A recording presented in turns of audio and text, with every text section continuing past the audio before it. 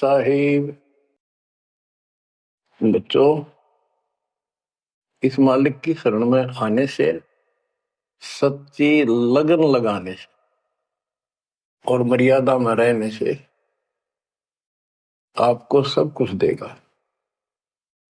इतना जरूर मांगो, कबीर साईं इतना दीजिए, जामे कुटुंब समावे, हम भी भूखे ना रहे, अतिथि न भूखा जावे। सब कुछ मांग लिया आपने। परमात्मा कबीर साहब कितने गजब का रोल कर रहे थे। एक निर्धन का, सारी सृष्टि के सेठ, सबके पालन करता, सबके धारण पोषण करता, और ऐसा अभिनय करके गए आखिरी सांस तक। वही धुलाई का काम, वही 4 भांडे घर में रखे थे। वो यह दिखाना चाहते थे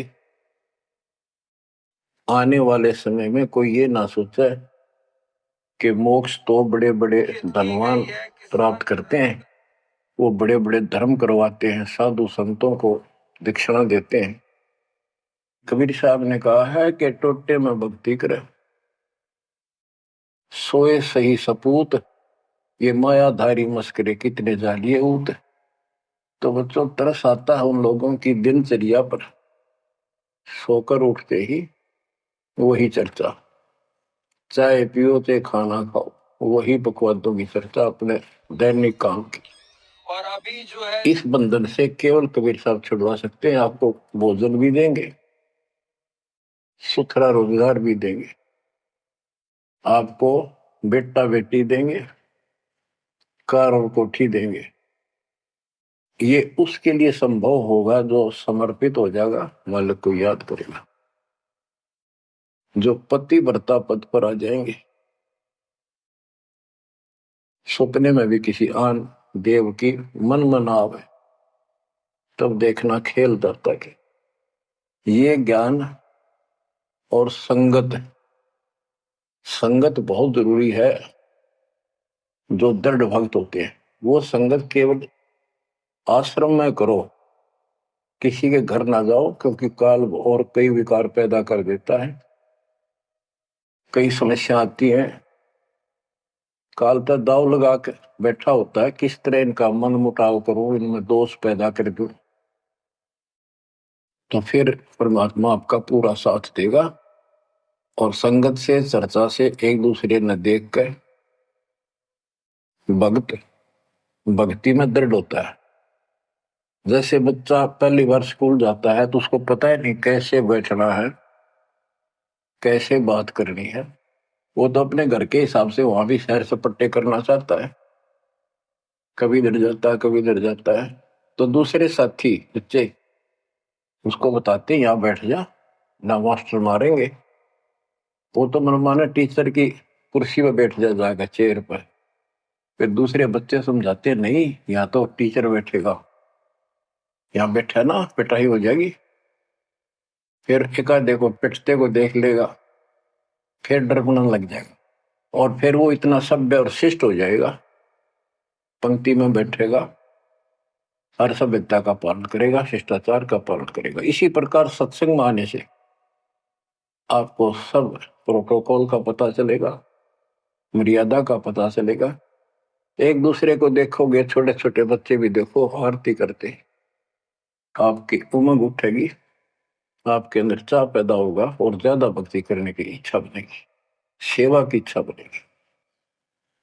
अब बच्चों, आपको कुछ अमरवाणी सुनाऊंगा उस परम पिता की, एक महापुरुष के मुख से उतरित संत गरीबदास जी की चेतावनी के अंग से। गरीब काया माया काल है, बिन साहिब के नाम, चेत सके तो चेतिए, बिन सतगुरु नहीं ठाम। ये काया शरीर और ये संपत्ति तेरे जीवन का नाशक है, भक्ति बिना, बिन साहिब के नाम। यही उनका है जिनकी अभी चर्चा करी। राम नाम स्वप्न में भी नहीं है, माया के चक्कर में बकवादों से दूसरी बात दिन में नहीं आती। या अपने व्यवसाय, रोजगार, रोजी रोटी के लिए सारा जीवन यही चर्चा रहती है। तो ये काया जो पाप करते हैं, इस शरीर में से अपराध करते हैं, दूसरों का दिल दुखाते हैं, माया लूटते हैं, परेशान करते हैं, ओछा मंदा बोलते हैं, उनकी आत्मा को कष्ट पहुंचाते हैं, तो ये शरीर उनका दुश्मन बन गया, काल बन गया, उनके कर्म फुलवा दिए उस जीव के जिसको ये प्राप्त है।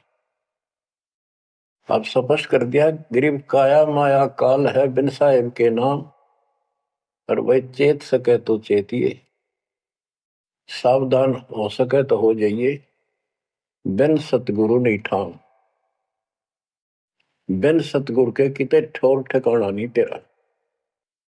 बच्चों, जो भक्ति नहीं करते वह तो वैसे रोएंगे, और जो भक्ति करके अधूरे सुधूरी परे और नहीं पार हुए तो रोएंगे। फिर जन्म हो गया, मनुष्य का हो गया, यू प्रोसेस फिर शुरू हो गया। बच्चे हुए, छोटे थे, फिर जवान हुए, फिर पढ़ने में लायक के, फिर शादी होगी, बच्चा में लटपट, रोजगार ना मिल रहा, ये टेंशन, फिर क्या पता भक्ति सुहावक ना सुहाव पाप इतने बढ़ जाए। तो एव आपको भक्ति सो आ चुकी है, बहा चुकी है, आपको अच्छी लगन लगी, आपके आत्मा के बुखार नरम हो चुके हैं। अब इस ट्रीटमेंट को हल्का ना करियो, ये सेवा सुमन दान मर्यादा का पालन करते रहो, सत्संग जरूर सुनियो। उसके बाद ये आपको ये सत्संग, ये शॉर्ट में बहुत कुछ बताया जा रहा है आपको। पहले विस्तार में काफी टाइम लगता था, ये देखो गीता, ये देखो वेद, ये देखो पुराण। वो 4 घंटे का सत्संग अब 1 घंटे में पूरा हो जाता है।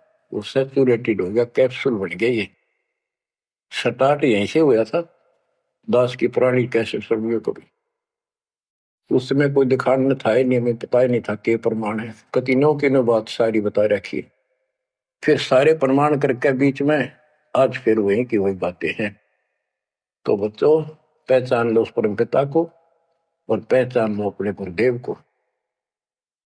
परमात्मा आपको मोक्ष दे, आपको सद्बुद्धि देकर रखे, आपको भगवान की याद बनी रहे, सतलोक याद रहे, काल का कष्ट भी याद रहे, यहां भी सुखी रहो, सतलोक में सदा सुखी हो जाओ। ये दास का आशीर्वाद है। सत साहिब।